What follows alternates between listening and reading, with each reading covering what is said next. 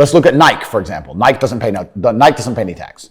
Why does Nike not pay tax? Well, I'll give you a very simple version. They have two companies, one set up in Belize with a 1% tax rate, one set up in Europe. The one set up in Europe sells Nike trainers, pays all the staff, pays the stores, sells all the shoes, makes all the money, blah, blah, blah, makes millions and millions and millions in profit. The one in Belize owns the trademark. So after 100 million, 200 million, whatever it is, comes into the European company. The European company has a debt to Belize to use the trademark of all the profit. Yeah. Isn't that coincidental? Yeah, right. That goes to Belize. Then Belize government comes along and goes, give us 1%. Nothing. Boom, boom, done. Tax paid. It's all a scam. It's all a lie. It's all a scam. The person who get fucked, it's always the same. It's the guy in the middle. Yeah. The guy in the middle is going to get wrecked. It makes me laugh when they talk about, we're going to increase taxes, da-da-da. When they talk about increases taxes, they're not trying to chase down the billionaire on his yacht because they can't.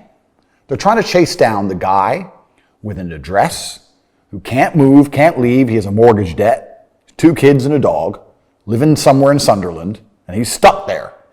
There's a cost-benefit analysis and there's a risk return on every action that we take as humans.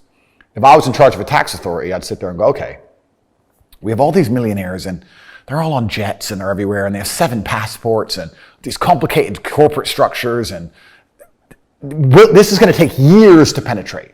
We need money now. Who can we get now? Oh, we'll get him. Some dude. Turn up, you owe us money. How much? 50. I don't have 50 grand. I'll pay you 10. Cool, thanks. Because he can't resist it. The guy in the middle can't resist. And this is why I'm saying about having things in your name. When you have things in your name, you're in trouble, because if you say no to that tax bill, what do they take? Your house, your car. They just take your shit. So that's why, I mean, I don't know about your structure, and obviously we can't talk on an open podcast, but the richest people I know don't own anything. They don't own anything. Yeah, their companies, but it can get even more advanced than that, because companies can then still be litigated, but trusts can't. Let me ask you a question then.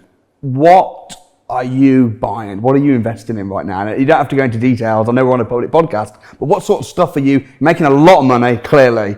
Where are you dumping that besides supercars? Yeah, supercars are just, I need to stop. I have 28 supercars now. It's got to a level of ridiculous now where all the car brands just text me, hey, a new Lamborghini's coming. What color do you want? And I'm like, black. And I just buy. I don't even know what they look like. I just buy them. But I think it's an important question, because there are going to be people watching this that are making a lot of money. Yeah. Entrepreneurs, business owners, making a lot of money. And they're thinking, look, I got this money. Where do I dump it? Where do I put it? Yeah, but there's money and there's money, right? So it's different, because making 100 grand a week or 100 grand a month is very different than making, let's say, $1 or $2 million a week or 300-400 grand a day. It all depends. But yeah, that's the biggest problem. The actual genuine problem with the world now is trying to find a place to put it, especially with inflation as rampant as it is. Yeah. Inflation, I think they tell us it's 9 or 10%. If you believe that, you're an absolute idiot. It's much higher than that. British pound's getting wrecked. Pound is getting wrecked. Yeah. So like energy prices are going to go to the moon. On top of that, the currency's inflating, so we're just printing it because we have to try and fix these problems. And it's difficult. Where do you put it? And you can put it into hard assets, but then hard assets come with a new problem, because my personal view is that I wanted to be rich, and then I got rich. And I realized what I actually wanted was to be free. And they're different things.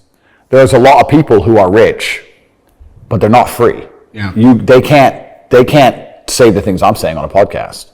They can't tell a government to get fucked like I can.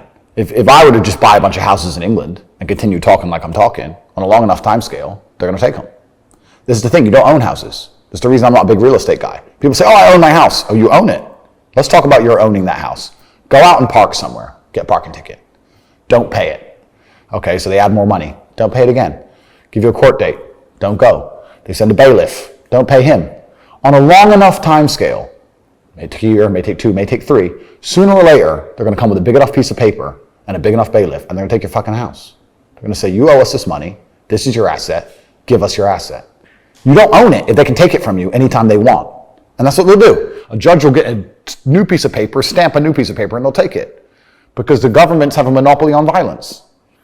And that's the true underpinning of the world. The true underpinning of the world is violence. We live in a world now, which is a society which is based on violence from the absolute ground up. Not many people look at that and understand that, and the government are the only people who are allowed to be violent, and that's why they can get away with whatever they want. But everything is violence. There's a threat of violence within everything. The reason a police officer can give you a fine and you don't tell him to piss off, it's because you don't want him to be violent with you. That's it. He always has that in his back pocket. They've always got violence in their back pocket. This is what the government has. So to sit and go, I trust the government, I'm going to buy this nice big house, I just think that's, to a degree, yeah, you can make money. And yeah, everything's fine as long as you follow the rules. I'm not saying it's not. But in my situation, in my worldview, it's like I don't like having someone having that kind of control over me.